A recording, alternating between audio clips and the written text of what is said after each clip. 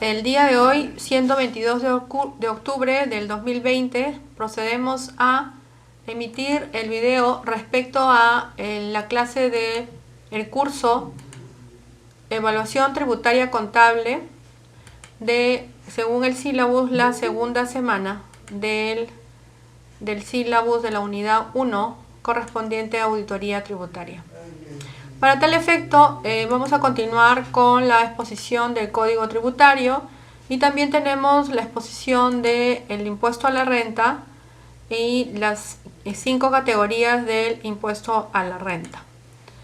En el caso del Código Tributario habíamos especificado sus bases legales y antecedentes, cuál es la definición del Código Tributario, que era una ley impositiva de carácter general que enmarca todos los tributos o todas las normas tributarias del país, ¿no?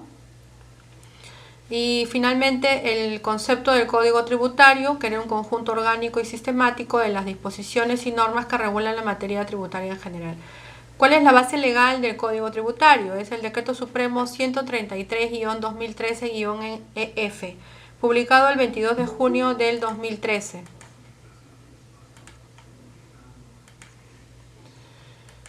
Asimismo, habíamos también indicado de que el Código Tributario es una norma que establece los principios e instituciones básicas que rigen la tributación de todo el país, ¿no es cierto? En suma, en conclusión, el Código Tributario por naturaleza era la norma más importante que regulaba la conducta de toda la existencia de las relaciones jurídicas tributarias del país. También se dice o indica de que el Código Tributario no es una simple compilación de leyes en materia fiscal. Es todo un cuerpo normativo, sistematizado y que demoró muchos años en elaborar, ¿no? Y el empresario y el contribuyente en general necesitan tener muy bien definidas estas políticas fiscales y aplicarlas, estas reglas de juego de tributación. A ver, la ubicación normativa, según el libro segundo del Código Tributario, está a cargo la administración tributaria, los administrados y la asistencia mutua en materia tributaria. El libro cuarto indica sobre infracciones y sanciones y delitos. Por eso es que era tan importante de que nosotros primero veamos el Código Tributario y su naturaleza. Entiendo que ustedes ya lo vieron en algún momento, pero para tener un orden tenemos que primero empezar por el principio. ¿Cuál es el ámbito de la ley? Según el título segundo, existen facultades que se le otorga a la administración tributaria. El título primero habla sobre esas infracciones y sanciones administrativas, ¿no es cierto? Y en regulación expresa, el artículo 82 le da a la SUNAT la facultad sancionadora. La administración tributaria tiene la facultad discrecional de sancionar las infracciones tributarias. En el artículo 164, el concepto de infracción tributaria es toda acción u omisión que importe la violación de las normas tributarias, siempre que se encuentre tipificada como tal en el presente título, o sea, mejor dicho, que esté tipificada en la norma, en el Código Tributario, ¿no?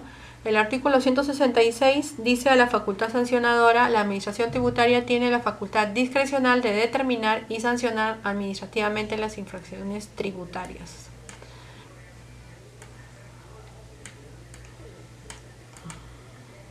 Y ahí pasamos a lo que significa la obligación tributaria sustancial. ¿Cuál es la deuda tributaria? ¿Cuál es el concepto de deuda tributaria? Es el monto determinado, ¿no? Está constituido por el tributo, los intereses o multas y sus intereses, bueno, que involucra esta multa, cuyo pago constituye deuda tributaria exigible o deuda insoluta, también le llaman. ¿Qué son los intereses? Los intereses pueden ser moratorios por el pago extemporáneo del tributo y moratorios aplicables a las multas impagas. El interés compensatorio por aplazamiento y o fraccionamiento de pago. Listo. ¿Cuáles son los componentes de la deuda tributaria? Los componentes son los siguientes. Hay un elemento principal, los elementos principales y los elementos accesorios. Esto está en el artículo 28 del Código Tributario. Los elementos principales están constituidos por el tributo y por la multa. Dentro del tributo hay tres conceptos. Está constituido por el impuesto, la contribución y la tasa, ¿no es cierto? Y el elemento accesorio son los intereses, ¿no? Que pueden ser intereses moratorios por pago extemporáneo del tributo, intereses moratorios aplicables a las multas, o los intereses por aplazamiento o el fraccionamiento famoso, ¿no? ¿Cuáles son las facultades que les da el Código Tributario a la SUNAT para fiscalizar? ¿No? Puede practicar incautaciones de libros, archivos, documentos, registros en general. Cuando la SUNAT presuma la existencia de la evasión tributaria, debe existir autorización de un juez penal para que esa incautación de documentos sea levantada, ¿no? Incautar significa estacionar, apropiarse de la documentación y levantarla, llevarla, así como está, sellarla y levantarla, ¿no? Eso es incautar. Practicar inspecciones son otra de las facultades, ¿no? En los locales ocupados bajo cualquier título por los deudores tributarios, así como en los medios de transporte también, para fiscalizar el tema de cuando los locales estuvieran cerrados o se tratara de un domicilio particular, se necesitaría autorización judicial. Claro, si el local está sellado, ahí sí necesitarías deslacrarlo bajo una autorización judicial. Pero normalmente las auditorías se hacen en los locales o en los domicilios fiscales, ¿no? No hay problema. Los principios tributarios que se aplican normalmente son principios tributarios que se aplican aquí en el tema de la fiscalización o el tema de la parte tributaria. Son conceptos de naturaleza axiológica, dice, ¿no? Orientados de la conducta humana cuya existencia es anterior a la norma positiva, los cuales sirven para su creación, aplicación e interpretación. ¿Qué es lo que hacen estos principios? Orientan al legislador en la creación de nuevas normas tributarias. Orientan a la administración tributaria en la absolución de los casos concretos y sirven de garantía a los contribuyentes. Bajo estos principios, que son estos, los principios de la tributación, se encuentra la legalidad, la igualdad, la proporcionalidad, la generalidad, la neutralidad, la eficiencia, la eficacia, etcétera, etcétera, la buena fe, que es uno de los principios. Bajo estos principios es que se trabaja la tributación. Los principios constitucionales de la tributación son estos. Hay 4 principios constitucionales de la tributación. El principio de la legalidad. Ningún tributo existe sin ley, ¿no es cierto? Es una consigna absoluta que exista la existencia de una ley para validar la aplicación de un tributo. Tenemos la ley del impuesto a la renta. Hay una ley que respalda ese impuesto. La ley del impuesto general a las ventas. Hay una ley que respalda ese impuesto. Y así sucesivamente todos los impuestos tienen sus leyes. El impuesto selectivo al consumo, etcétera, etcétera, etcétera. El principio de igualdad enseña que los habitantes somos todos iguales a efectos de los tributos. Es decir, que no existe en la materia privilegios de ninguna naturaleza. Bueno, eso es claro, ¿no? Ante la ley, en este caso ante los tributos, todos somos iguales. El principio de la proporcionalidad. La carga tributaria debe ser proporcional a la capacidad contributiva exteriorizada por los sujetos pasivos. O sea, mejor dicho, que lo que ellos tributan debe ser de acuerdo a lo que ellos generan como ingresos, ¿no es cierto? Porque ahí se puede visualizar si está habiendo alguna distorsión, ¿no? El principio de la no confiscatoriedad. Serían inconstitucionales los tributos que absorben una porción excesiva del capital o de la renta del sujeto pasivo, ¿no? O sea, nosotros no podemos afectar, el tributo no puede afectar el capital del negocio o la renta del sujeto, ¿no? No puede afectar ese. O sea, a ese nivel es la no confiscatoriedad. Estos son los principios constitucionales de la tributación.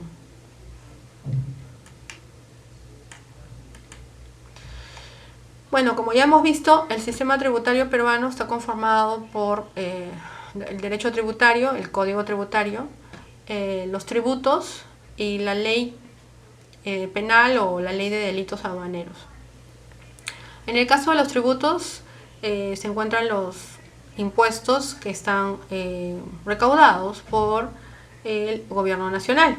Acá tenemos el impuesto a la renta, el impuesto general a las ventas, el impuesto selectivo al consumo, el nuevo RUS, el ITF, el ITAN, el impuesto a los juegos, el IVAP, el impuesto a la promoción o desarrollo turístico, los derechos arancelarios que se pagan por las importaciones, las tasas y finalmente el impuesto especial a la minería. ¿Ya? Los gobiernos locales son el predial, el cabala, impuesto a los juegos, a las apuestas, patrimonio vehicular, etcétera, al rodaje, etcétera. Esto ya lo hemos visto, ¿no? Y los otros impuestos son relacionados al tema laboral. Ajá. Vamos a ver ahora entonces lo relacionado a el impuesto a la renta, ¿no? Porque nos faltaría ver política tributaria y MEF, pero no creo que nos alcance el tiempo. Vamos a empezar por lo más práctico. Y acá también vamos a tener algunos casos, ¿no?, que mostrar para poder atender algunas consultas que normalmente las hacemos, ¿no? Ahora, hemos visto que en todo estado normalmente tenemos los impuestos. Y estos impuestos vimos en un video anterior que normalmente se canalizan con la finalidad de recaudarlos para que el Estado lo retorne para el bien común, ¿no es cierto? Ese bien común es el origen básicamente de ser del Estado, ¿no? Hemos podido palpar en esta pandemia cómo es que la no buena ejecución de los recursos en el Estado hace que se distorsionen los objetivos y las metas de un país.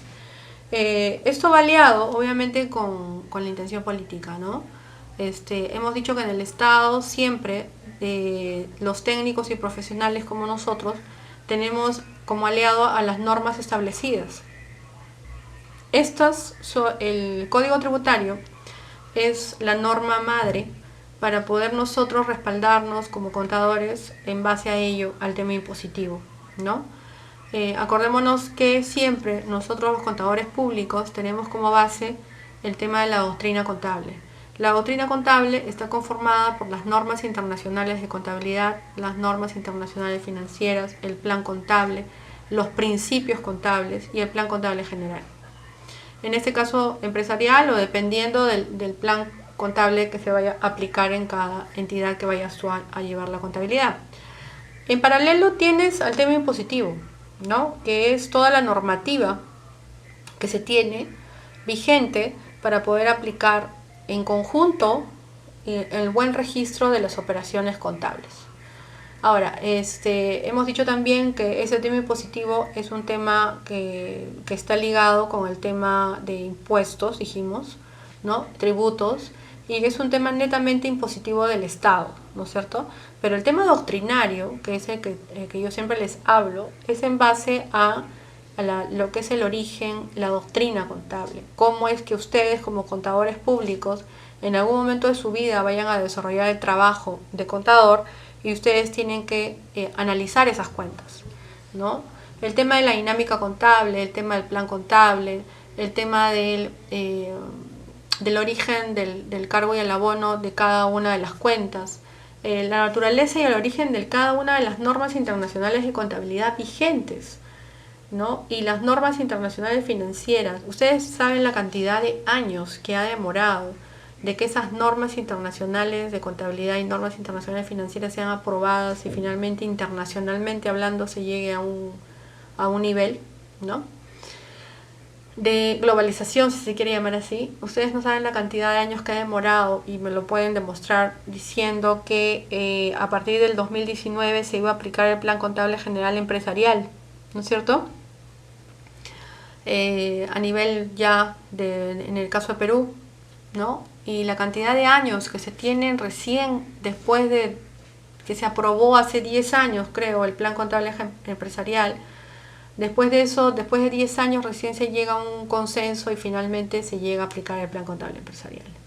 No, son muchos años de retraso, son muchos años de que la doctrina contable ha quedado postergada, ¿no? Finalmente, creo que hemos empezado una nueva era, me parece, Pero el problema está en que, por un lado, están los profesionales contables que están veedores y queriendo aplicar el tema de la doctrina, y se encuentran con una pared en la cual te encuentras con un software, ¿no? Yo les cuento una anécdota. Hay una universidad, que no voy a decir el nombre, que en Lima, que yo fui a postular a una escuela, ¿no? Una facultad de ciencias contables, una universidad particular muy renombrada acá en el país, y en Lima también. Y me di con la ingrata sorpresa de que la facultad de ciencias contables prácticamente estaba desapareciendo. Y estaba desapareciendo, y así fue literal como me lo dijeron, ¿no? Y yo quise investigar por qué motivo, dije, ¿no? Entonces me dieron un profesor muy antiguo de ahí, de contabilidad, que me vio muy impetuosa por saber el motivo. Me llamó a un costado y me dijo: ¿qué es lo que quieres saber? Le digo: no puedo entender por qué se está desapareciendo esta facultad de acá, por qué no existe ni la escuela, le dije, en una universidad como la de ustedes. Sí, me dice, yo te voy a decir, siéntate. Entonces, el problema es, me dice, que en esta universidad todos los profesionales contables salen a trabajar a transnacionales. Para comenzar, ya no están de acuerdo a nuestra realidad, ¿no es cierto? Porque nuestra realidad es otra, ¿no? Nosotros tenemos una realidad PYME, una realidad informal, una realidad MIPE, una realidad que queremos cambiarla, que es formalizar a todos los informales y de poco formar los pymes y después formar los más formales, ¿no? Estamos hablando de un pueblo agro, ¿no? O sea, es un país minero, es un país de agricultores. Entonces, estas personas, estos personajes que salían de esta universidad se iban a solamente las transnacionales. Entonces, ¿qué pasaba en estas transnacionales? Ahí encontraban software de contabilidad integrados, que te hacían todo, ¿no es cierto? Entraba la factura, ingresaba la compra, ¿no? Y automáticamente eso se estaba contabilizando en el sistema integrado. Cuando salía a la venta también se registraba ahí. El movimiento de inventarios también estaba en el software. Finalmente, ¿en qué se convirtieron estos supuestamente contadores, ¿no? Ni siquiera registraban, porque ya todas las áreas registraban sus operaciones. Pero lo único, como me dijo, y yo también opino igual, como me dijo ese profesor, fue lo único que no pudieron digitalizar fue lo relacionado a la doctrina contable, que es el análisis exhaustivo de los estados financieros, ¿no es cierto? El hecho de que existe un código tributario, que existan miles de leyes, la cantidad de leyes que hay para el tema impositivo, y que tú las domines, es una especialización respetable, ¿no es cierto? Pero no significa que seas un buen contador, ¿no es cierto?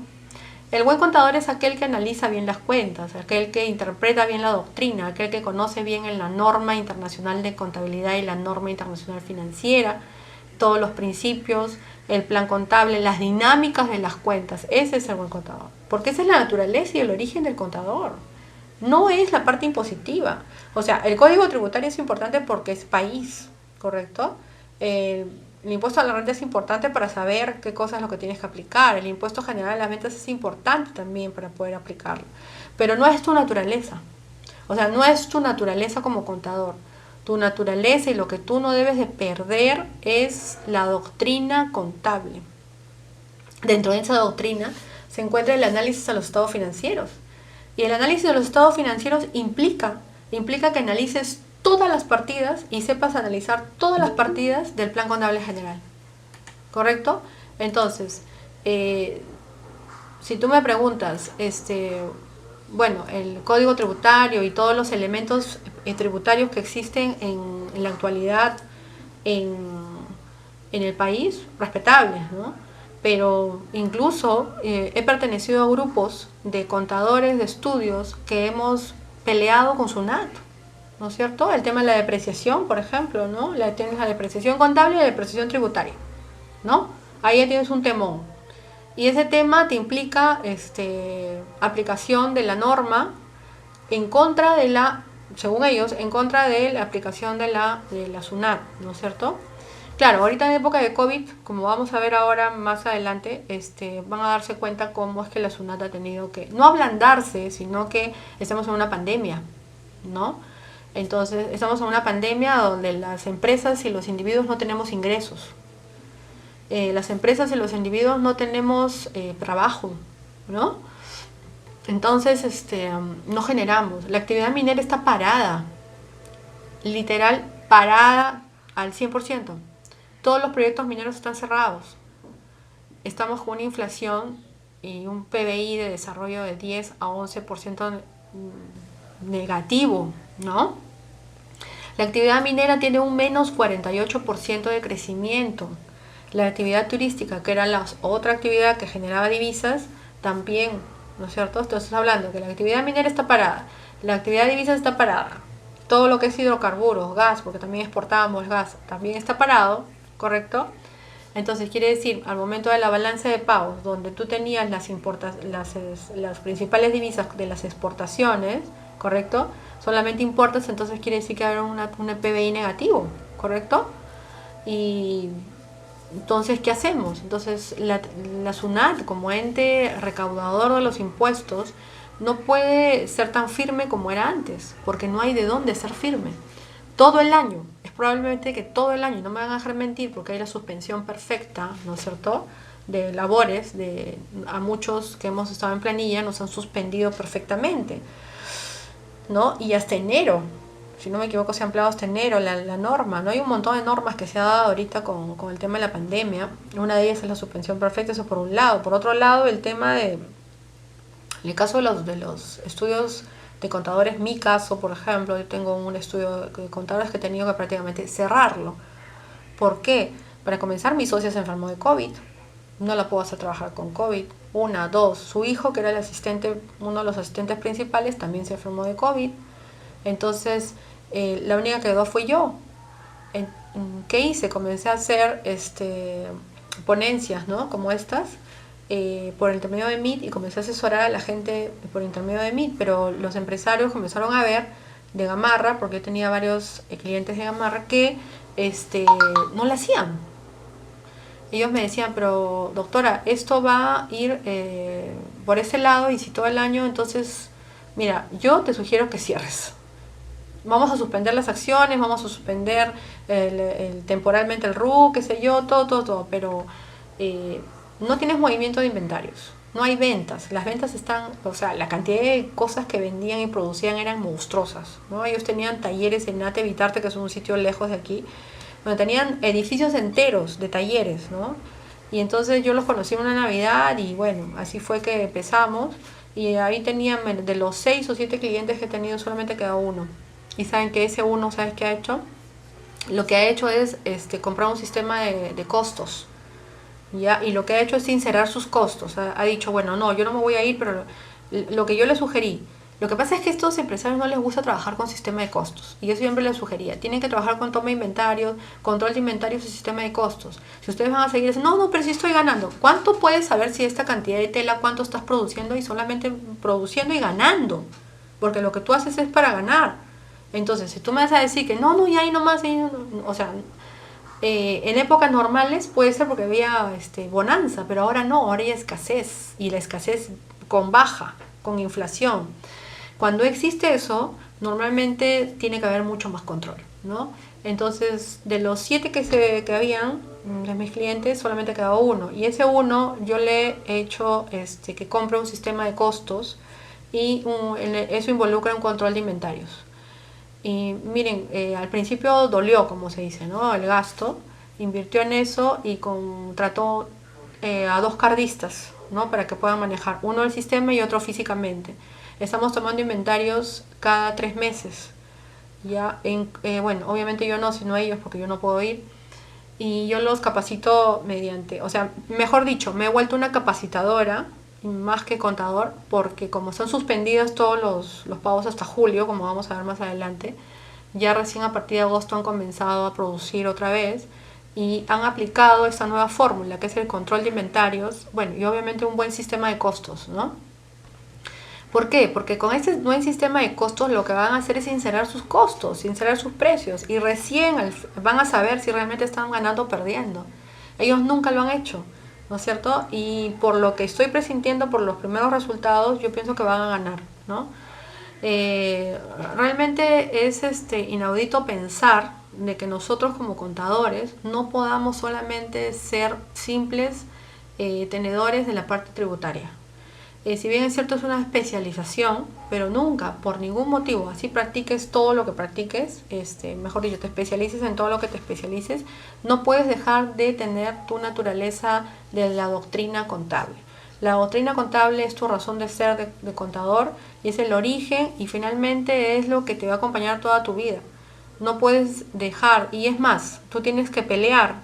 Si es que tú ves que la norma está equivocada y distorsiona los estados financieros de una manera radical, como en el caso alguna vez lo distorsionó la depreciación, entonces tienes que sustentar. Y la forma de sustentar nosotros los contadores es escribiendo, ¿no? Escribiendo en alguna revista, que lo hicimos un grupo de contadores alguna vez, hace unos años, hace unos 10 años, y hemos presentado por un grupo de empresas, presentamos una propuesta para que sea cambiado ciertos artículos de la norma, ¿no? Que tenían que ver con el cálculo de la tributación, de la parte de la depreciación, ¿no es cierto?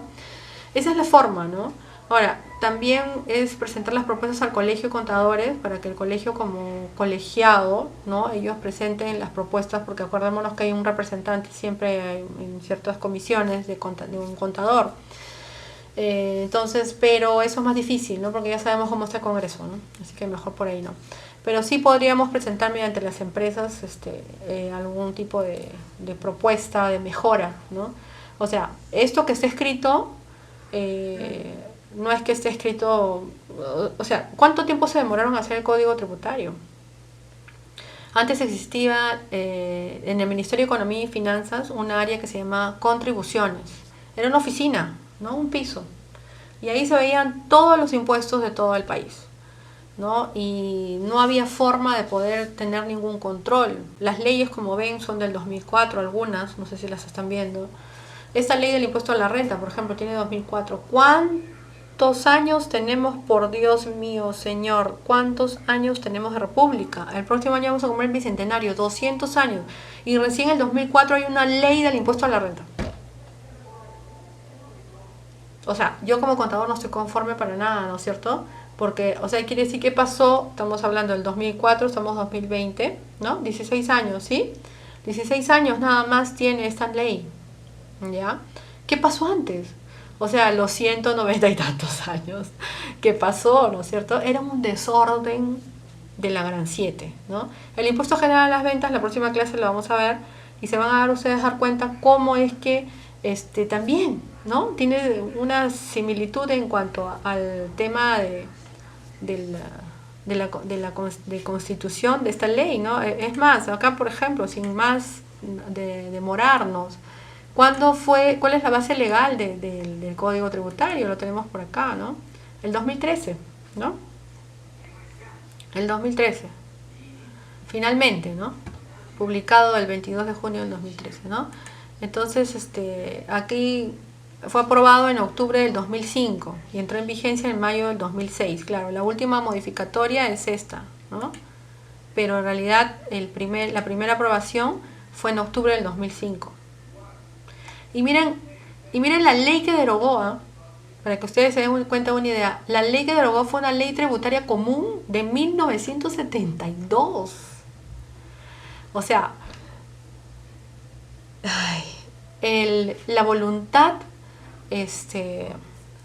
política, técnica, no sé cómo llamarla, de poder finalmente llegar a un ordenamiento tributario ha costado, miren la cantidad de años, ¿no? Entonces, cuando hablamos del Código Tributario es una cosa súper importante. Para mí es la base y la madre de todas las leyes tributarias y como ven tiene un historial bastante grande y realmente es un privilegio haber que uno de mis familiares haya participado en la elaboración de este Código Tributario, que fue un Laguna también, igual que yo. No tengo nada, es un primo de mi padre, pero tuve oportunidad de conocerlo. No sé si está fallecido o no, pero tuve oportunidad de conocerlo y fue un honor, ¿no? Fue un honor escucharlo y verlo y haber visto cómo es que desarrollaban este código, ¿no? O sea, Es importantísimo el Código Tributario, para mí es uno de las leyes madres. Después de ahí ya se desenvuelvan otras cosas, pero tengan presente que esto ha costado, como se dice, sudor y lágrimas, ¿no? El Código Tributario es la ley madre y la ley marco que monitorea todo el tema tributario del país. Costó muchísimos años tenerlo y bueno, ahora ya tenemos la ley del impuesto a la renta, que es un decreto supremo, el 179-2004, ¿no? Esto fue publicado el 8 de diciembre del 2004, como vemos acá. Ya, esta es la base legal. Y bueno, vamos a empezar entonces a hablar sobre el impuesto a la renta.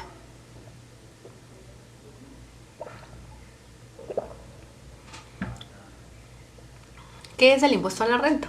Bueno, como decían mis profesores, si tú rentas, tienes que pagar, ¿no? El impuesto a la renta es un tributo, ¿no?, de periodicidad anual y que grava todas las rentas provenientes de los ingresos o de los orígenes que tú vayas a hacer con ese capital, ¿no? Proviene del capital, del trabajo, de la aplicación conjunta de ambas cosas, siempre que tengas una fuente durable y capaz de generar ingresos periódicos. En otras palabras, el impuesto a la renta grava la renta o la ganancia que se haya producido en una inversión o la rentabilidad de cierto capital. En términos más prácticos o más sencillos, el impuesto a la renta es un tributo que, como ya se había dicho o se ha dicho, grava las rentas o aquellos ingresos que se configuran como utilidades o beneficios. Finalmente, estos ingresos provienen de una cosa o actividad, constituyéndose renta, ¿no?, a partir de todos estos beneficios, utilidades, incrementos del patrimonio que se perciban o devengan. O sea, cualquier tipo de renta que exista en el país está grabada bajo el impuesto a la renta.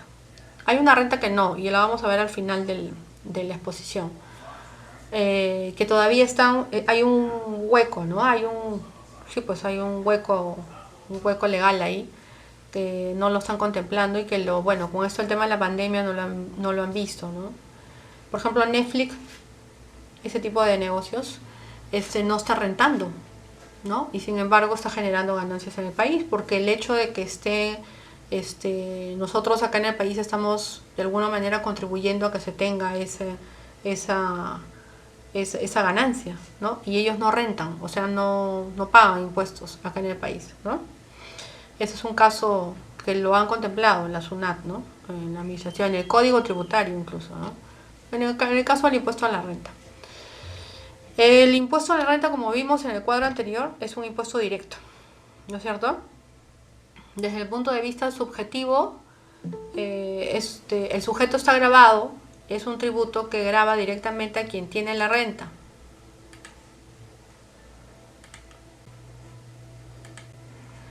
¿Ya? Es decir, no se trata de un tributo, no se traslada a otras personas. El impuesto a la renta grava directamente a la persona que tiene el sujeto, la renta gravada, ¿no es cierto? Va directamente al sujeto. Desde el punto de vista objetivo, el objeto gravado se denomina directo porque incide directamente en la ganancia, en la renta, remanente o utilidad. O sea, hay dos puntos de vista: el subjetivo, porque va al sujeto gravado, y el objetivo, porque va al objeto gravado, ¿no? O sea, directamente a la persona con nombre y apellido, y directamente a la ganancia, a la renta que queda de remanente después de haber deducido todos los gastos.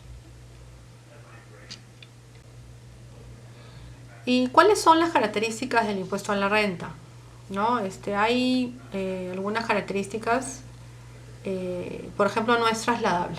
O sea, mi impuesto no lo puedo trasladar, ¿no es cierto? De acuerdo con este criterio, el impuesto no es susceptible de traslación, o sea, no puede ser trasladado, por lo que afecta directamente y definitivamente a aquel sobre el cual la ley le hace recaer. ¿Ya? Después, la segunda característica o carácter es que se actúa con equidad, ¿no? Se basa en el postulado de la capacidad contributiva, entendida esta como la facultad que tiene cada quien de soportar el impuesto. Claro, o sea, en teoría se hace, por ejemplo, las rentas de segunda categoría, que van las ganancias y los intereses, obviamente tiene un porcentaje, pero no es el mismo porcentaje que nos cobran a aquellos que estamos en la renta de cuarta, porque incluso hasta suspensión de renta tenemos, ¿no es cierto? Y ahora vamos a ver una parte también de un caso de cómo se suspende la renta cuarta, ¿no? Y no es lo mismo, ¿no? Porque ese impuesto a las ganancias es incluso por intereses también, es diferente, ¿no? Ahí, por ejemplo, grava aquellas ganancias que tengan en las ventas de acciones, por ejemplo, ahí hay ganancias, ¿no? Hay remanentes. Entonces, eso es un impuesto, ¿no? Un impuesto de segunda categoría, hay que pagarlo también, ¿no? Pero no es con equidad dice, ¿por qué? Porque nosotros que ganamos un sueldito, ¿no? No sé, pues 2.000, 1.000, etcétera, no nos dan la equidad de suspendernos, ¿no es cierto? Por ejemplo, si estamos a la mitad del periodo fiscal, por dar un nombre, ¿no? Pero ya entrando de lleno a lo que es la clasificación de la fuente peruana, le dicen, ¿no? Las rentas están clasificadas por las rentas de fuente peruana, ¿no? Por eso es que ahí hay una discrepancia en cuanto al caso de Netflix, por ejemplo, ¿no? Está calificado esto como una fuente peruana, ¿no? Toda la generación de toda esta ganancia que él está teniendo es una fuente peruana, ¿no? Y lo podrían discutir, ¿no? Pero bueno, hay un vacío legal ahí. Tenemos a 5, ¿no es cierto? 5 rentas. La primera categoría son las rentas producidas por el arrendamiento, subarrendamiento y cesión de bienes, o enajenación, le llaman algunos, ¿no? La segunda categoría son las rentas de capital no comprendidas en la primera categoría, pero acá hay un cuadro mejor. A ver, acá tenemos, la primera categoría es arrendamientos y subarrendamientos, ¿no es cierto? La segunda categoría, las rentas de capital, las ventas de acciones, ¿no es cierto? Y bienes de capital. La tercera categoría es la renta empresarial, ¿no? Las actividades empresariales de todo tipo de comercio, lo vamos a ver ahora con detalle incluso. ¿Ya? La cuarta categoría grava al trabajo independiente, ¿no? Tú, yo, por ejercer un trabajo independiente.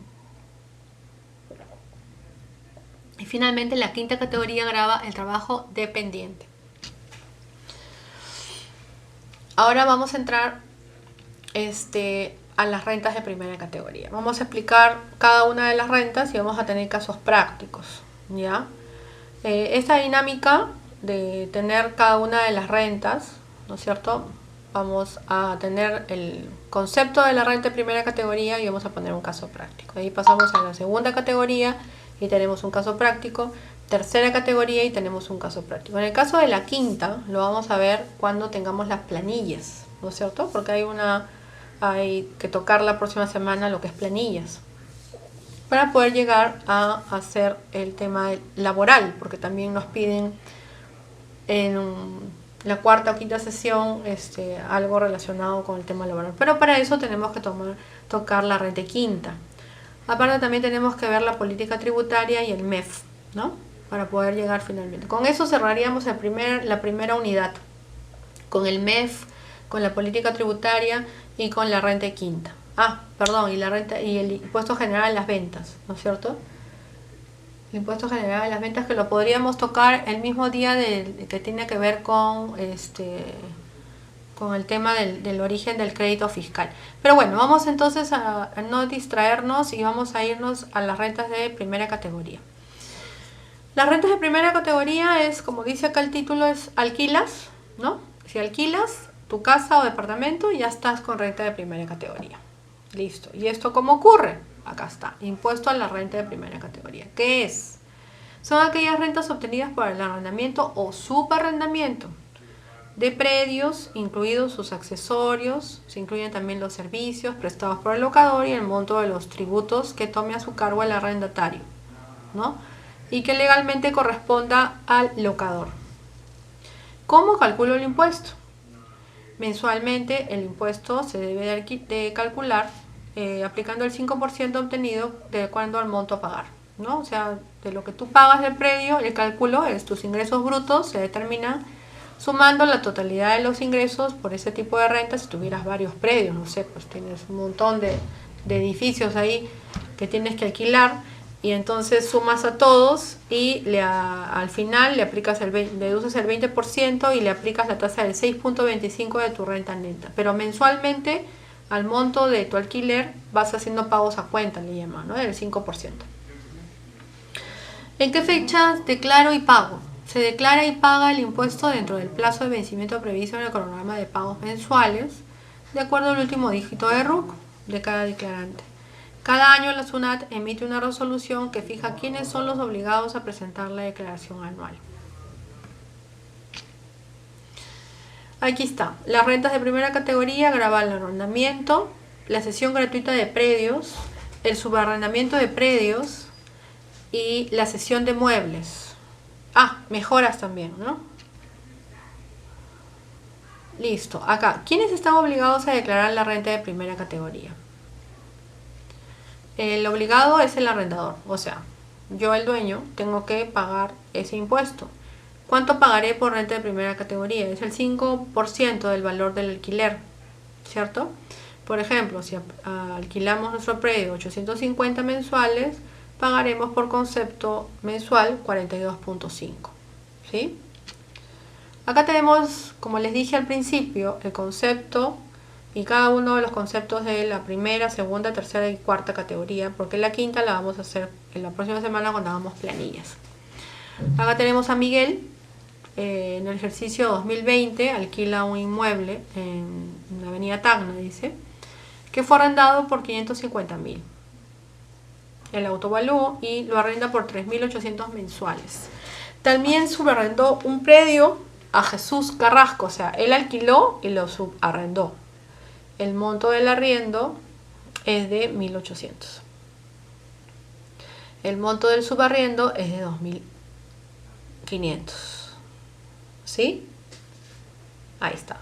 Mensuales, claro, él arrendó a Jesús Carrasco, el monto del arriendo 1.800 mensuales y el monto del subarriendo es 2.500 mensuales. ¿Ya? Desde enero a diciembre del 2020. ¿Cuál será la renta anual de primera categoría? Primer caso, tenemos a la primera renta bruta de 3.800, donde Miguel alquila este inmueble, ¿no es cierto? Pero después hace negocio él porque arrienda y subarrienda, ¿no? 3.800 por 12 meses, 45.600. Escoges el monto mayor, dice. Pero la renta ficta, que es esta, en la que está en el predial, 550.000, saca el 6% y saca 33.000. Pero como se escoge el monto mayor, escoges la base, la renta bruta de 45.600. Pero él hizo pagos a cuenta, ¿no es cierto? Él ha hecho pagos a cuenta, ha pagado el 5% de 3.800, 190 soles mensuales ha pagado. Vamos a ver si es cierto. Aquí está, ¿no es cierto? El primer caso práctico, vamos a ponerlo así para que lo puedan ver.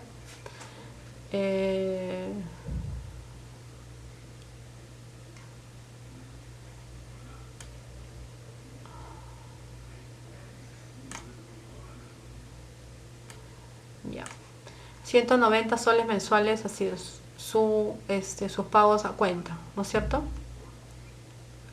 El segundo caso práctico tenemos al subarriendo 2.500 por 12, sale 30.000, y ha tenido un arriendo de 1.800 por 12, 21.600. Tiene una renta bruta de 8.400, ¿no es cierto? Y pagos a cuenta de base al 5% de estos 8.400. El 5% de 8.400 es 420. Finalmente calcula su impuesto a la renta primera categoría. Tiene arrendado por 45.600. Subarrendado por 8.400. Claro, la diferencia entre los 30.000 menos los 21.600, ¿no es cierto? Eso es la renta bruta, ¿ya? Entonces, eso sería el subarrendado. Y finalmente tenemos una renta bruta de la deducción del 20%, tenemos que deducirlo y nos queda 36.480 para el primer monto y 6.720 para el segundo monto. Tienes una renta neta de 43.200 finalmente. Esto le aplicas al final del año el 6.25%, ¿no es cierto? en renta de primera categoría, la declaración jurada, pero tú tenías pagos a cuenta, ¿no es cierto? 190 soles mensuales por 12 dan 2.280 y habías pagado 420 mensual por los subarriendos, ¿no? Pero una sola vez, ¿no? 420 y la suma de los dos te da 2.700, finalmente no te queda por pagar nada, ¿ya? Esto se hace al final del año, ¿no? La declaración anual de primera categoría. Si tú tuvieras ingresos de este tipo, tendrías que aplicar esto. Listo. Pasamos ahora a la renta de segunda categoría. Sí, la renta de segunda categoría, a ver, un minuto, parece que no se está, ya. Está grabando la venta de los inmuebles, ¿no? Acá está bien claro. A diferencia de la primera, los que eran arrendamientos, ahora se evalúa todo lo que es intereses por colocación de capitales, regalías, patentes, rentas vitalicias, derechos de llaves y otros. ¿Ya? Acá está. Los sujetos del impuesto de la segunda categoría son personas naturales, sucesiones indivisas, sociedades conyugales. Y los ingresos afectos son los siguientes: transferencia de bienes inmuebles, o sea, enajenación de bienes inmuebles, ¿no? Cesión de derechos, de llaves, de marcas, de patentes, de regalías o similares. Dividendos, obtienen los accionistas de una empresa y colocación de capitales. Colocación de capitales se refiere que dentro del mercado de valores tú inviertas en acciones y tienes una colocación de ese capital. Entonces eso está afecto al impuesto. Está en el artículo 24 de la TUO de la ley del impuesto a la renta. A ver, ¿cuáles son las características de esta renta de segunda categoría? Su origen es el capital, la persona tiene que ser natural y la renta obtenida por intereses, por colocaciones y bueno, ya lo vimos, ¿no? Rentas vitalicias, derechos y derechos de llave. Acá está, se consideran como renta de segunda esto. Pregunta del examen, del balotario. ¿A quiénes se considera renta de segunda categoría? Los intereses, las regalías, las rentas vitalicias, los dividendos y las ganancias de capital. Los intereses originados por la colocación de capitales. Las regalías originadas por el uso de marcas, patentes, derechos de autor, entre otros. Las rentas vitalicias consiste en un contrato firmado que obliga a una parte a abonar un pago de manera periódica a la otra parte hasta que una de las partes muera. Los dividendos es la parte del beneficio de una empresa que se reparte entre los accionistas de una sociedad.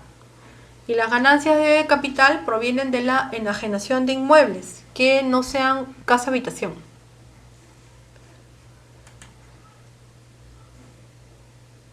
Declaración y pago. Personas que pagan o que paguen tienen la condición de agentes de retención según lo dispuesto en el inciso A del artículo 71 de la TUO de la ley del impuesto a la renta. Bueno, obviamente así no va a venir, pero va a venir conceptos, ¿no? ¿Qué cosa significa enajenación de inmuebles? Enajenante debe abonar el 5% sobre la ganancia obtenida de la enajenación del inmueble. La ganancia de capital se deberá utilizar el formulario 1665, en el cual se utilizará para declarar y pagar el impuesto. Acá está el formulario. Esta renta de segunda categoría en la SUNAT, dentro de la renta de segunda categoría, se declara en este formulario virtual, ¿no? Cuando hay una enajenación de inmuebles. Acá está. Incluso está acá la opción renta de segunda categoría y ese es el formulario como se activa, ¿no? Listo. Acá hay otro ejemplo. No son muy difíciles, ¿no? Simplemente hay que tener un poco de atención nomás. Que tiene que ver con la segunda categoría, ¿no? El señor Gómez obtuvo intereses por un préstamo que le otorgó la empresa San Pedro por un monto de 6.468. La empresa San Pedro debe efectuar la retención del 6.25 de la renta bruta o el 5% del importe total de los intereses. La empresa retenedora deberá declarar la retención en el PDT proporcionado por la SUNAT. Renta bruta, 6.468. Las deducciones, 20% y la renta neta será 5.174. El impuesto de segunda categoría, 6.25 por 5.174 es 323 o el 5% por 6.468 que será igual a 323. No sé si lo logran ver. Listo. Ese es un caso también. Y en el caso de una venta de inmueble, se constituirá renta gravada de segunda categoría siempre que la adquisición y enajenación de tales bienes se produzca a partir del 1 de enero del 2004. Acá está. Hay otro ejemplo. La señora Analí Olivares compró un inmueble el 2013 a 100.000 soles. En dicho inmueble estuvo viviendo hasta que se decidió venderlo. Después, por motivos de traslado en el trabajo, en el mes de noviembre percibieron un monto, 120.000. Se debe precisar que dicho inmueble lo tiene en su propiedad por un periodo de 2 años. Precio de venta menos adquisición, renta bruta. La ganancia, ¿no es cierto? 20.000. Deducción, el 20% y la renta neta es 16.000. El impuesto es 6.25, ¿no? Este sería el impuesto a pagar.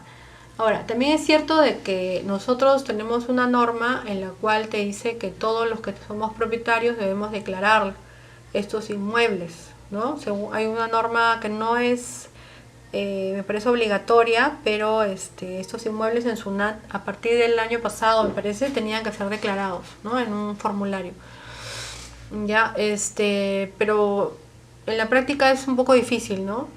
Por ejemplo, esta señora Ani Olivares tenía el departamento, hace 2 años, le costó 100.000 y bueno, ya lo vendió y ahora ha ganado 20.000 soles, ¿no? O sea, tendrías que tú declarar esa ganancia, ¿no? Si se quiere llamar así, ¿no?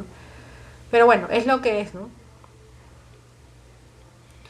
En caso de herencia, a partir del 2012 se tributa el 100% del obtenido producto de la venta por parte de los herederos. Dice así: el señor Juan Pérez recibe una propiedad por parte de su abuelo valorizado en 100.000 y la vende a un precio de 120.000. Ingreso por venta 120.000, costo de adquisición 0, base imponible 120.000.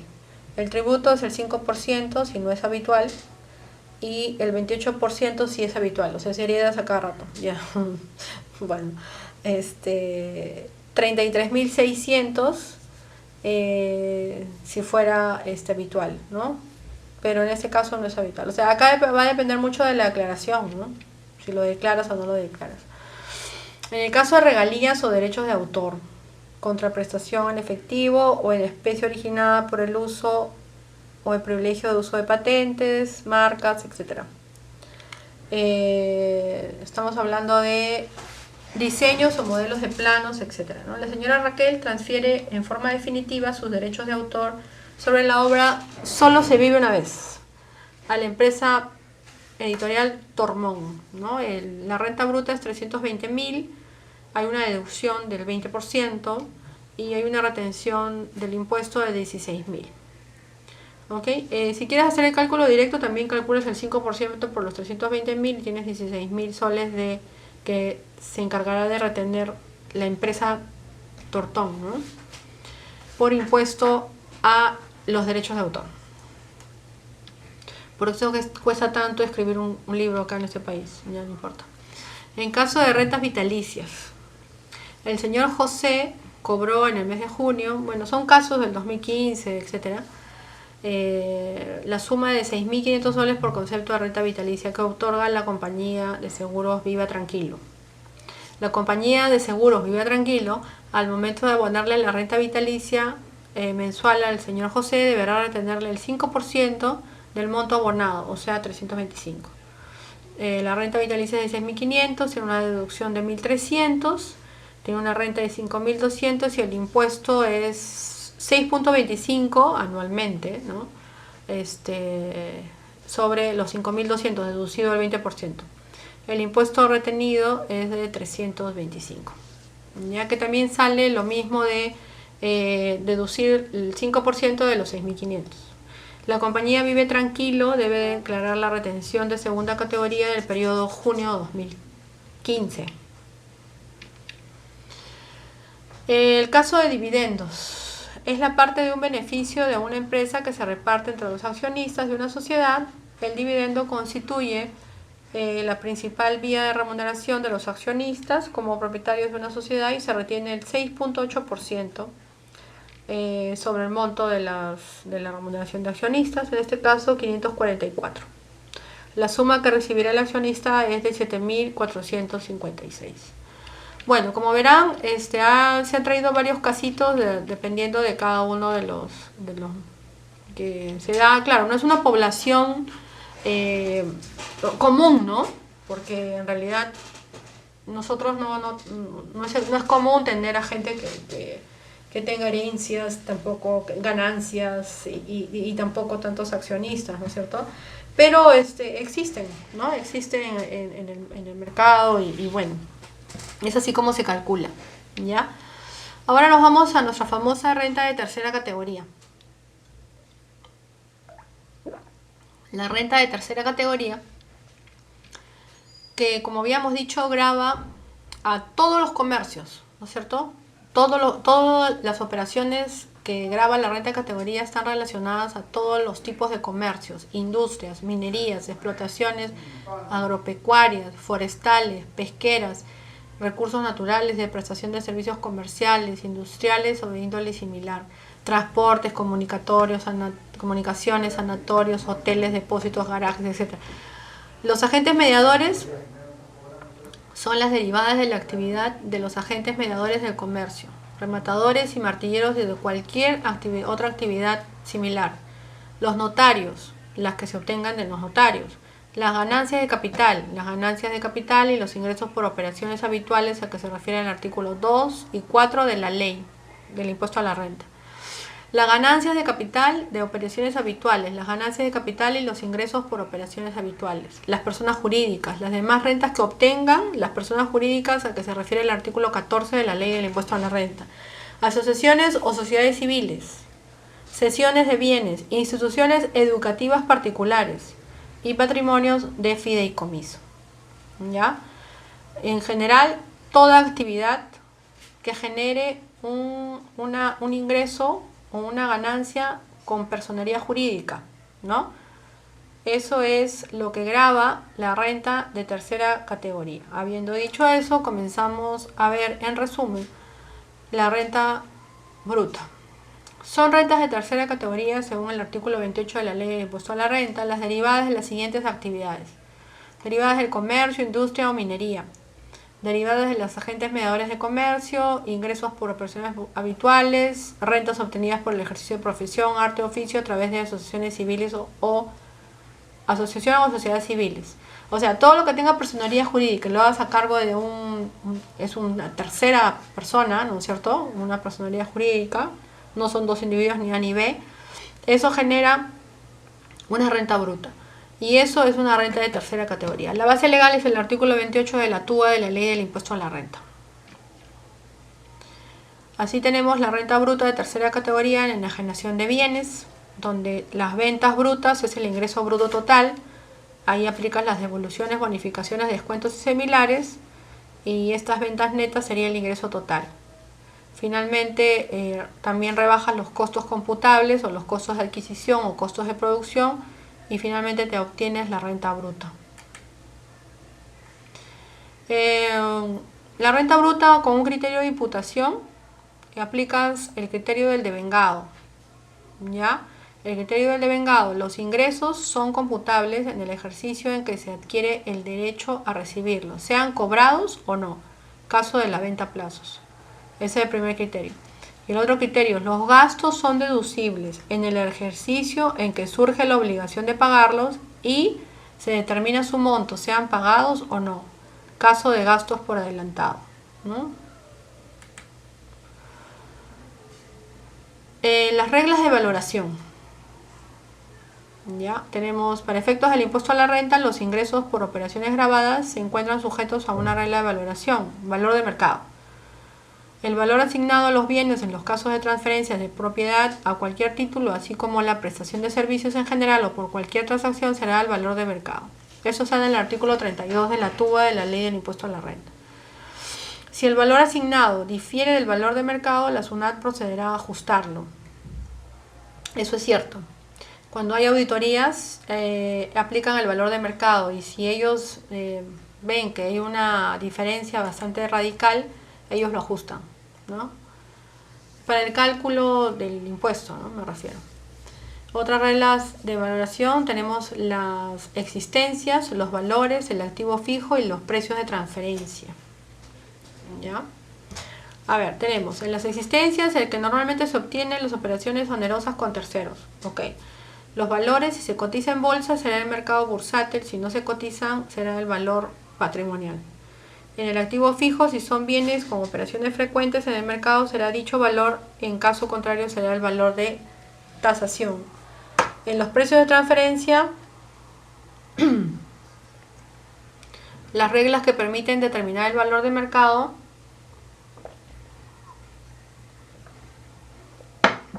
para las transacciones entre partes vinculadas con paraísos fiscales. Bueno, acá tenemos el costo computable, es el costo atribuible al bien para fines de cálculo de la renta bruta. Y el costo de adquisición es la contraprestación pagada por el bien adquirido. Se incluyen las mejoras permanentes y los gastos incurridos en su compra, seguros e instalación. Los intereses también se incluyen. La renta neta. Principales deducciones no sujetas al límite, ¿no? O sea, acá tenemos los gastos preoperativos por expansión de las actividades de la empresa, las depreciaciones, mermas y desmedros de los bienes, las remuneraciones, gratificaciones y bonificaciones al personal, y los gastos por premios con el fin de promocionar los bienes y servicios del mercado. Principales deducciones sujetas al límite. Los gastos de representación, salvo error o omisión, hasta el 0.5 de ingresos netos, límite 40 UITs. Los gastos por servicios recreativos hasta 0.5 de ingresos netos, límite 40 UIT. Viáticos por gastos de viaje al interior del país, 2.27% de la remuneración mínima vital al exterior del país. Sobre el alquiler y mantenimiento de inmuebles destinados conjuntamente para viviendas y actividad comercial, hasta el 30% del alquiler, hasta el 50% del mantenimiento. Claro, para el cálculo del impuesto a la renta hay todo un manual, ¿no? Que se los he traído por acá. A ver, vamos a ver. Vamos a ponerlo para que puedan ustedes estar, que también se los voy a colgar, ¿no? Para que puedan tenerlo, ¿no? Este es el impuesto a la renta de tercera categoría del 2019. Claro que nos quedamos a medias, ¿no? Porque vino la pandemia, pues, ¿no? Y estábamos en plena presentación de la pandemia, ¿no? O sea, perdón, en plena presentación del impuesto de tercera categoría, y apareció la pandemia, ¿no es cierto? Esta es sí lo deben de tener muchos de ustedes, porque imagino que ya trabajarán en contabilidad. Declara y paga del 2019, ¿no? Aquí es una cartilla de instrucciones, ¿no? Que saca la SUNAT, en la cual te determina cómo es que tienes que llenar el tema del impuesto, ¿no? Y es una cartilla que la publica en la página de SUNAT, ¿no? Y ahí está, ¿no? La ley, la base legal, el reglamento, ¿no? El decreto supremo, quienes están obligados a presentar para el 2019.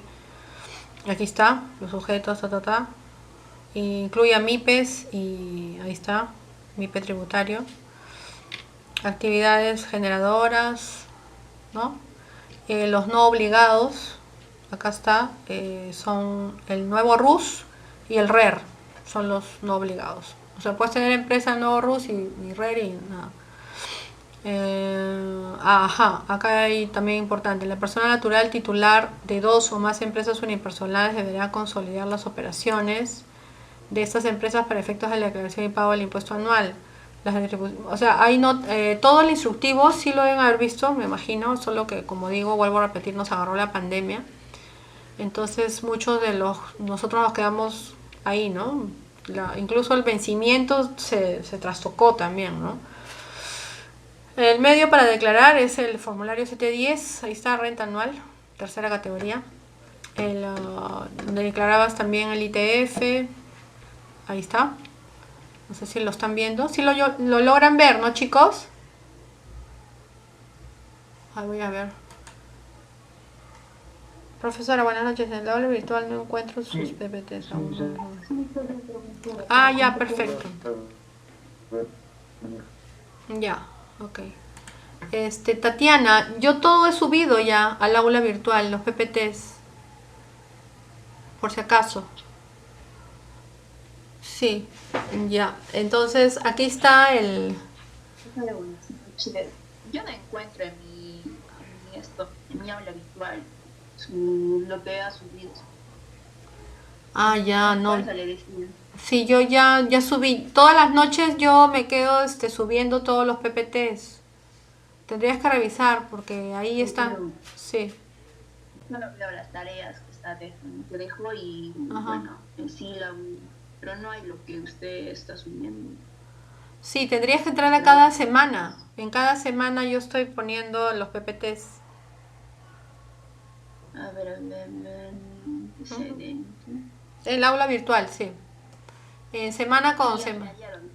Ajá. Ajá, Sí, ya está, ya pensé que había estado en foro. ya. Ya, profesor, está aquí. Listo, ok.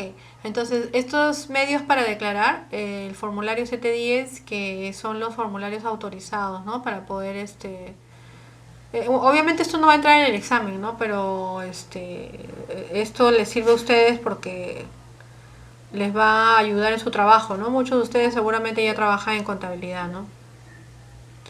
Acá hay, por ejemplo, la deducción de la forma proporcional a los gastos directos, ¿no? Acá, por ejemplo, acá están ya para el 2019, estos son los cálculos actuales, ¿no? Que te pide el instructivo, ¿no? Y acá está todo lo que tú tienes que aplicar para esta declaración anual del 2019. Por ejemplo, el monto cargado a gastos del ejercicio, hay un límite del 30% en este caso hay un ejemplo, ¿no? Te pone un ejemplo. Te pone ejemplos de varias cosas, ¿no? De los gastos financieros, como siempre, ¿no? Todos los instructivos anualmente es así, ¿no? Este instructivo está colgado en el internet. Si lo desean, me avisan para poder yo pasárselos. En todo caso, se los cuelgo. No va a entrar en el examen, obviamente, porque esto es demasiado, ¿no? Aparte, esto sería del curso de lo que es tributación, ¿no? Y en realidad solamente en lo nuestro es una evaluación, ¿no? La evaluación es una cosa un poco menos indirecta, ¿ya? Pero si fuera un curso de tributación 1 o tributación 2, denlo por hecho que eso de todas maneras iba a entrar, ¿no? Pero en nuestro caso no, en nuestro caso no va a entrar eso. Pero si ustedes lo desean, me avisan para poder enviarles, ¿no? Ya. Ahora, habiendo visto todo este tema de la tercera categoría, no puedo dejar de hablar, obviamente por la situación que estamos pasando, el tema de la pandemia. La SUNAT también se ha visto trastocada, ¿no? Por el tema de la pandemia y ha flexibilizado los cronogramas, ¿no? Y ha flexibilizado los cronogramas y ha flexibilizado los pagos de los impuestos, ha suspendido cronogramas, vencimientos, ha extendido plazos, ¿no? Acá, por ejemplo, tenemos los pagos a cuenta del impuesto a la renta de tercera categoría de abril a julio del 2020, ¿no? Y, por ejemplo, sacó el decreto legislativo 1471,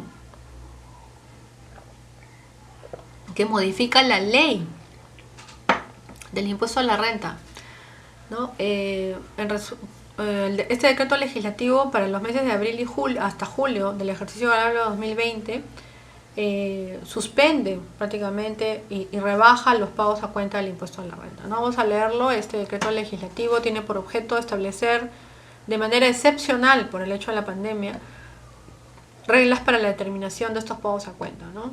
con la opción de que los contribuyentes puedan reducirlos o suspenderlos. Para efectos de este presente decreto se extiende por la ley el texto único ordenado de la ley del impuesto a la renta al decreto supremo 179/2004, ¿no? O sea, esta es la ley que se está modificando. Los pagos a cuenta del impuesto a la renta de tercera categoría correspondientes a los meses de abril a julio del ejercicio grabable 2020. Se podrán suspender o rebajar los pagos a cuenta del impuesto a la renta mensual. Eso es lo que pasó. Entonces, en el balotario sí es probable que venga. ¿Cuál fue la base legal que por época de pandemia salió para suspender el impuesto a la renta de abril a julio? Es el decreto legislativo 1471, ¿no? Esto sí, porque es de acuerdo a nuestra realidad, ¿no? Así, con eso, los contribuyentes generadores de renta de tercera, en aplicación de lo previsto, les corresponde efectuar pagos a cuenta por los meses de abril, mayo, junio, julio del ejercicio grabable, pueden modificar o suspender sus pagos a cuenta por los referidos meses de acuerdo con lo siguiente. Hay ciertos parámetros, ¿no? Por ejemplo, deben comparar los ingresos netos obtenidos en cada mes con aquellos obtenidos en el mismo mes del año 2019. Ahí está. Para modificar o suspender los pagos a cuenta. Ingresos obtenidos 2020, ingresos obtenidos 2019. Comparar mes a mes. Entonces, si no hay, no tienes con qué determinar, ¿no es cierto? 2. Si como resultado de dicha comparación se determina que los ingresos netos del mes correspondiente al ejercicio gravable 2020 han disminuido en más de un 30%, se suspende el pago. ¿Ya? Ahí está el primer caso. Segundo caso. Si han disminuido un 30%, se multiplica el importe determinado como pago a cuenta, según lo señalado, por el 0.5846. Es un factor que ha puesto la SUNAT. Si no han disminuido, se efectúa el pago a cuenta por el importe determinado de acuerdo a la ley. ¿No es cierto? Si se mantiene. Pero en muchos casos han disminuido. ¿No es cierto? O sea que la SUNAT no está recaudando. Minería fuera, turismo fuera, exportación de gas fuera y muchos negocios que habían antes fuera, entonces esta recaudación va a verse disminuida grandemente. En el caso de los contribuyentes no hubieran obtenido ingresos en el mes de abril, mayo, junio, julio del ejercicio grabable 2019, en el mes que ello ocurra, a efectos de comparación se debe considerar a. El mayor monto de los ingresos netos, cualquiera de los meses de dicho ejercicio. En este caso, se debe considerar el mayor monto de los ingresos netos en cualquiera de los meses de dicho ejercicio. De no haber obtenido ingresos ningún mes del ejercicio grabable 2019, el mayor de los montos netos en el ejercicio de enero-febrero del 2020. Si no hay ingresos en ningún mes del 2019, se considera el mayor monto de los ingresos de enero y febrero del 2020. En el caso que los contribuyentes no hubieran ejercido ningún mes, ni en los meses de enero y febrero del 2020, los pagos a cuenta por los meses de abril, mayo, junio, julio se determinan multiplicando el importe del pago a cuenta por 0.5846.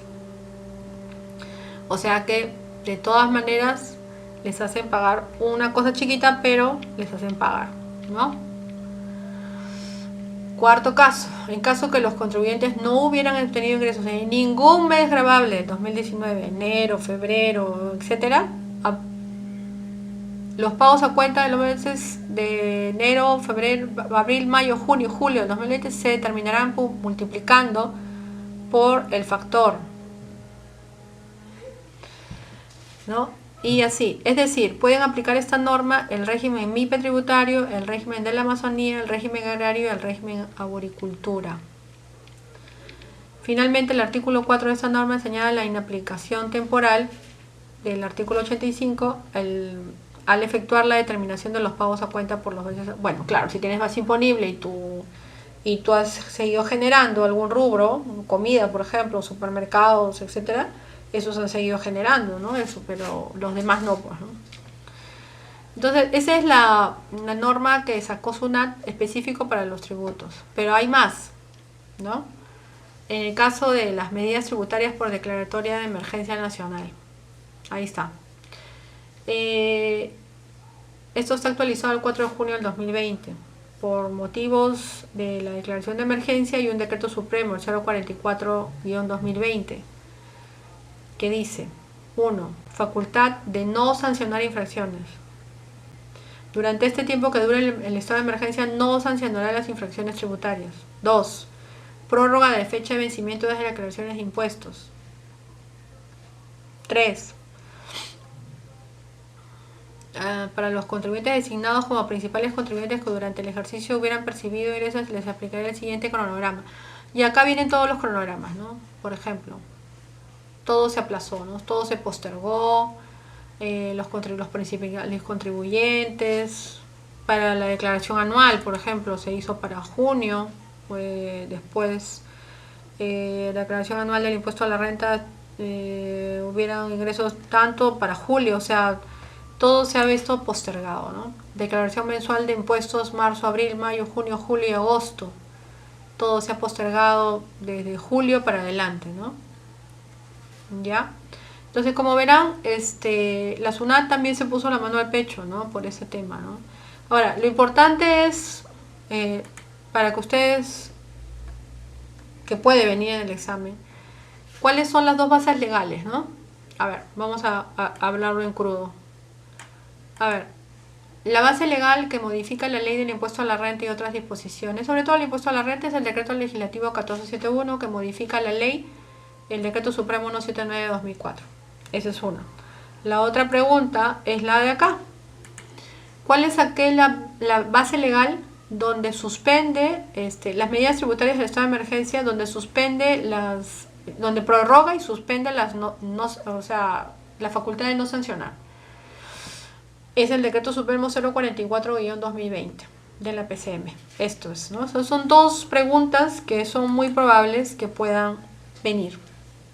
Listo, seguidamente pasamos a la renta de cuarta categoría.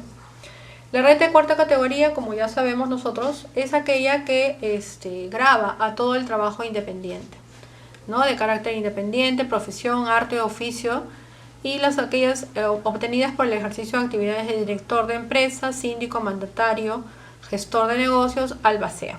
El servicio debe ser prestado en forma independiente, sin vínculo de dependencia alguno. Aquí están los nuevos parámetros de la renta de cuarta categoría. Tenemos hasta 5 UITs, 21.500, 8%. La UIT para el 2020 es 4.300.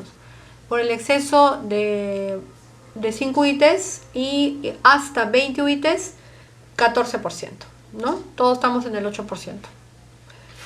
Ya.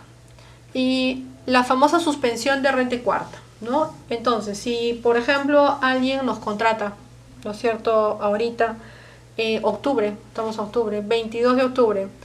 Profesora, me están contratando ahorita y ya me están pidiendo emitir el recibo de honorarios. Bueno, pues lo que tienen que hacer es suspender su renta y cuarta, ¿no es cierto? ¿Por qué, profesora? Porque sencillamente tú vas a recibir mitad de octubre o menos de mitad de octubre,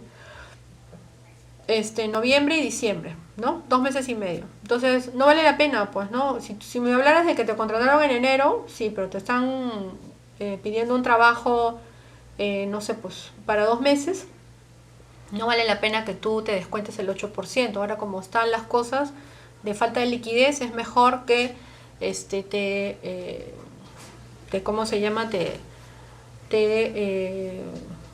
suspendas, ¿no es cierto? Y la forma de suspender es así. Esta es la suspensión de cuarta categoría, el formulario es el 1609, entras a la SUNAT y aplicas el clic de suspensión de renta cuarta, formulario 1609.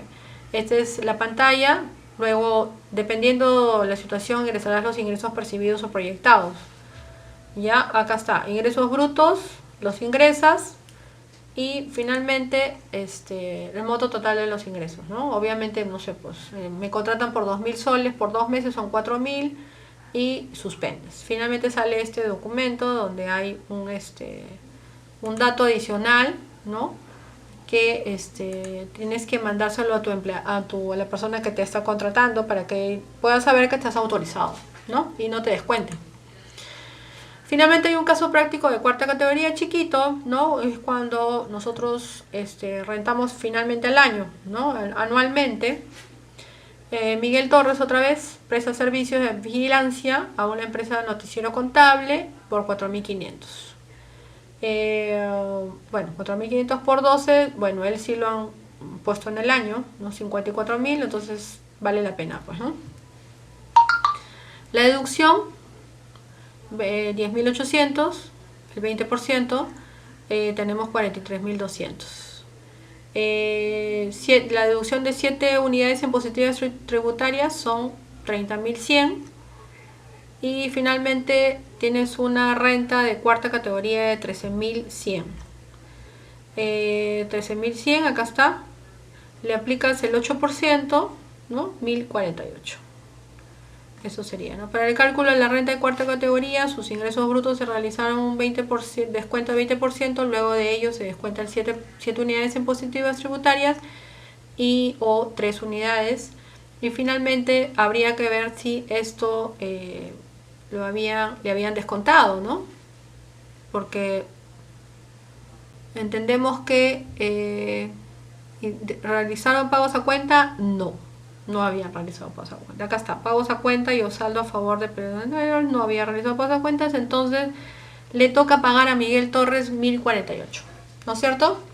Listo, chicos, vamos a proceder entonces a ponerles el video correspondiente a lo que tiene que ver con el tema tratado. Impuesto a la renta.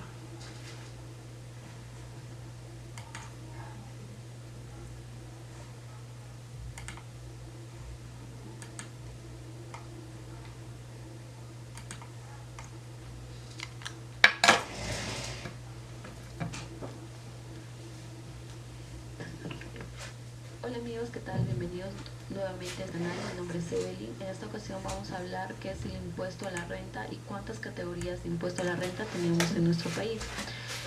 Primero que nada, mencionar qué es el impuesto a la renta.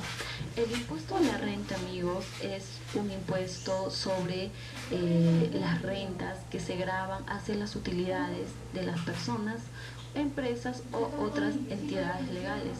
También se podría decir que es un tributo que se determina anualmente gravando las rentas que provengan ya sea de trabajo o de explotación o también puede ser de bienes o inmuebles. ¿Ya? Tenemos 4 tipos de rentas: renta de alquileres, de inmueble, la segunda es fondos de inversión, la tercera es actividades empresariales, y la cuarta trabajador independiente, y la quinta trabajo dependiente.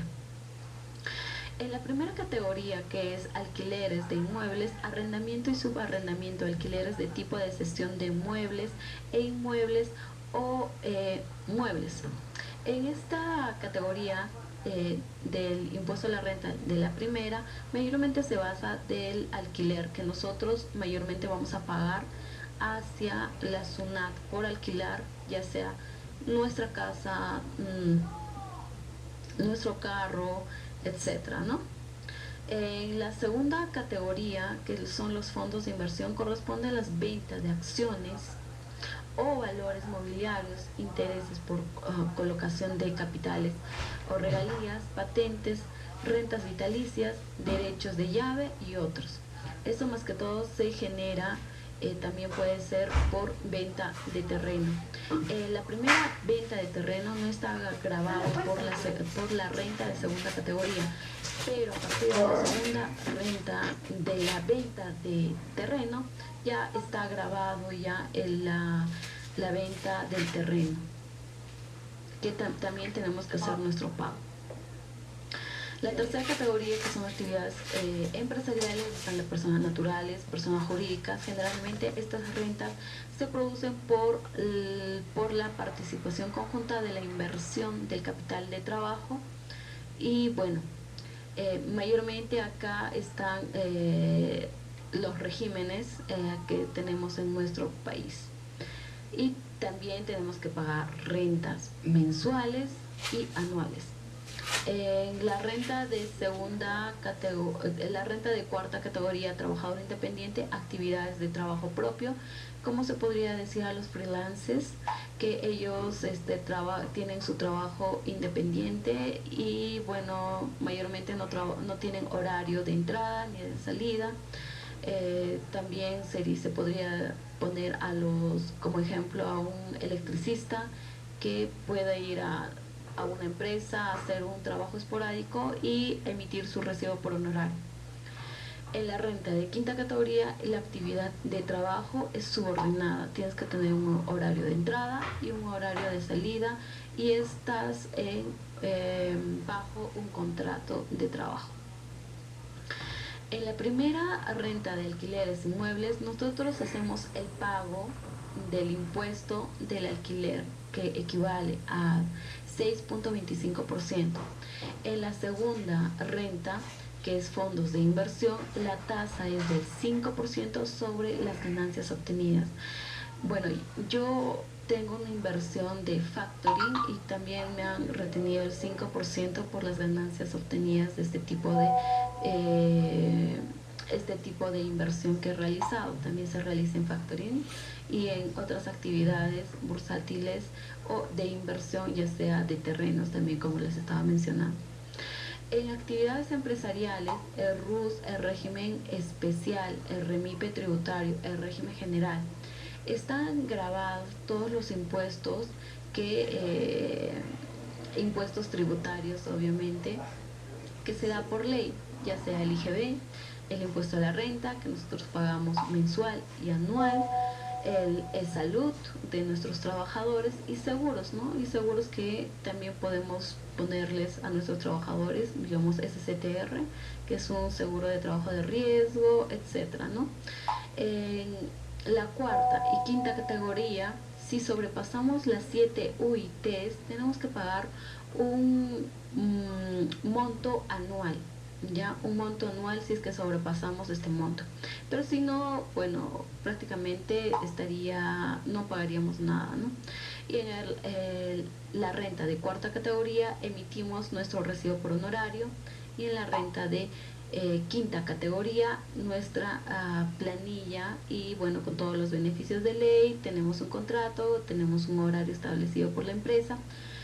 Podemos generar dos impuestos, que sería, digamos, yo estoy en planilla, pero hago un trabajo esporádico para una empresa y emito mi recibo por honorario. Claro que sí, sí se puede hacer.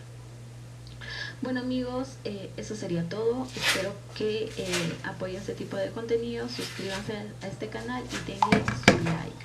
Cuídense mucho, hasta el próximo video. Ok.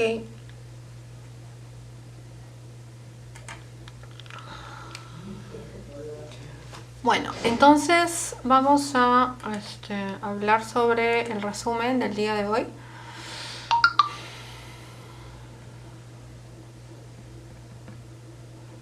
Listo, hemos visto lo que es el Código Tributario. Aquí les debo una base legal, que es la primera base legal del 2005. Me acordar, la próxima clase se las voy a traer. Y el concepto del Código Tributario, que es lo que enmarca qué es la deuda tributaria, cuáles son los elementos principales, cuáles son las facultades de fiscalización, los principios tributarios, acá están, ¿no? Hay unos principios constitucionales de la tributación también, que son 4. Y bueno, finalmente, cuáles son los impuestos del gobierno nacional y gobierno local. Por ejemplo, pregunta del voluntario: ¿el impuesto predial es un impuesto del gobierno nacional o el gobierno local? ¿No? Listo. Por ejemplo. De ahí tenemos el impuesto a la renta, que hemos hablado sobre lo que contiene el impuesto a la renta, la base legal. Hemos llegado hasta cuarta categoría, ¿sí? Ahí tenemos el impuesto a la renta.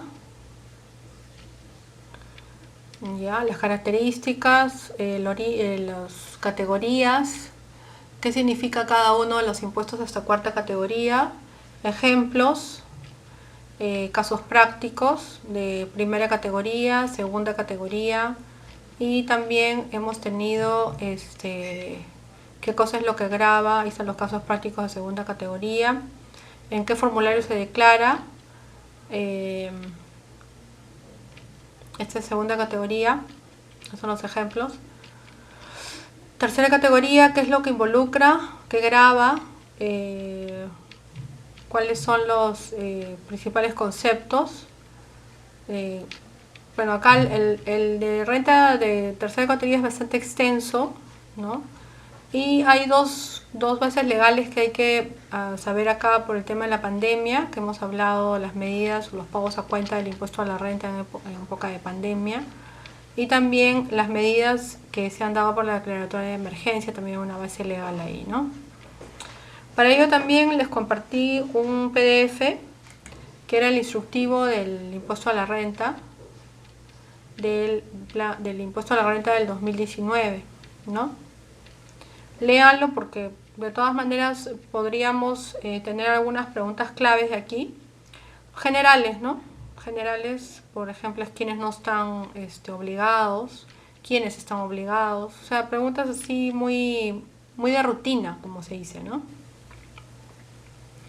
¿Cuál es el formulario virtual que se usaba o que se usó o se usa? Porque hasta julio tuvimos que declarar según el cronograma, ¿no? Ahí está. Esto va a ser subido al aula virtual para que lo puedan tener.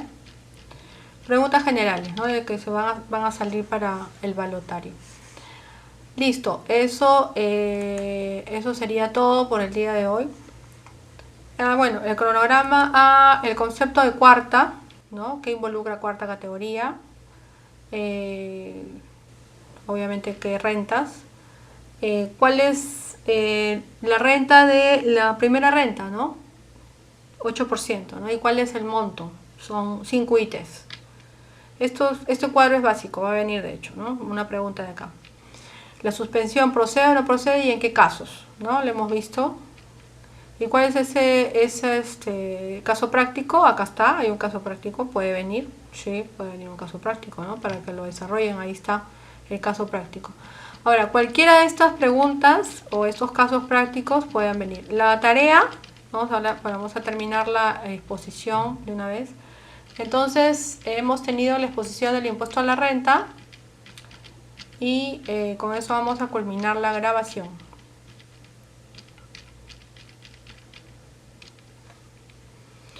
Listo, vamos a culminar la grabación del día de hoy, 22 de octubre, del curso Evaluación Tributaria y Contable, sobre el tema, finalizar el tema del Código Tributario, y hemos empezado el tema de la ley del impuesto a la renta. Hemos hecho la ley de primera a cuarta categoría, con algunos ejemplos y casos prácticos, y vamos a dar por finalizada la grabación del día de hoy. Muchas gracias, buenas noches, nos estamos viendo el próximo martes. Gracias.